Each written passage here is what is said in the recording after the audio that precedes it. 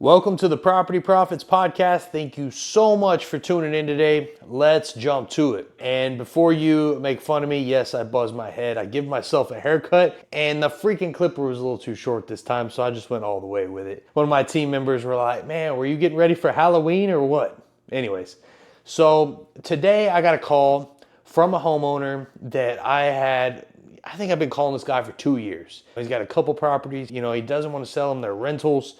And he's like, hey man, like we've developed this relationship. I haven't wanted to sell you my other rental properties, but my daughter has a property. It was like in New Braunfels, Texas. She hasn't paid her payment in a year. They're going to take her house. She's got like a foreclosure date, and I'm on the loan as well. So it sucks. I was like, cool. How long do y'all have until they take it? He's, dude, we got 2 weeks. I'm like, dude, you waited till 2 weeks out? Anyways, let's get to it. And so I make him an offer, and it's 100 G's less than probably it's worth, but it's a pretty fair offer for me having to close on a $300,000 property in 2 weeks. And he's like, let me get with her. She might try to get a job. I'm like, dude, you got 2 weeks till they foreclose on you. Like, we got to do something right away. And the reason I'm telling you this is if you come across somebody like this, there's ways to postpone foreclosures and things like that.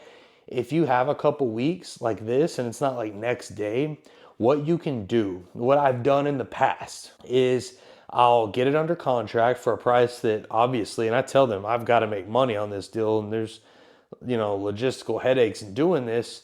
Get it under contract, get them to write up something giving you authorization to speak on their behalf, and ask for the letter, the documentation they've received from the attorney that's handling the suit. All right, and their contact information will be on there. Call that attorney's office if their email is not on the sheet, which it should be, but still call them, say, hey, look, we've got this under contract. You have a date coming up that you're foreclosing on this thing. And this all depends on what kind of suit it is. But this one's because they hadn't paid their mortgage. If it's taxes, anyways, there'll be an attorney's number on there to call. So just call them and ask where to email this contract to. You really need an extension. All right. And say you already have a letter signed on their behalf that you can speak on their behalf. So what you'll do is get their email and send your contract, send that letter, and politely ask for an extension. Hey, I need a 30-day extension. I need a 60-day extension. I've got this under contract. I'd like to close on it. And so far, we've batted pretty well on that. We've always got our extension because they want to get paid. And we've never let one go. We've either bought it or we've wholesaled it. So actually, I don't think we've had to buy one. I think we've been able to wholesale them all. But either way, I'm prepared. So I'm not going to let somebody go in foreclosure if they're trusting me to stop this process and to get them out of this. And they're giving me a good deal. I am fully prepared to buy this deal. But the way I see it is if I could wholesale something and make money right off the rip and I like it and I could help somebody else out, I'd do it. I have a rule. If I can make $20,000 wholesaling it, or if I can make $40,000 flipping it, I'm going to take the wholesale.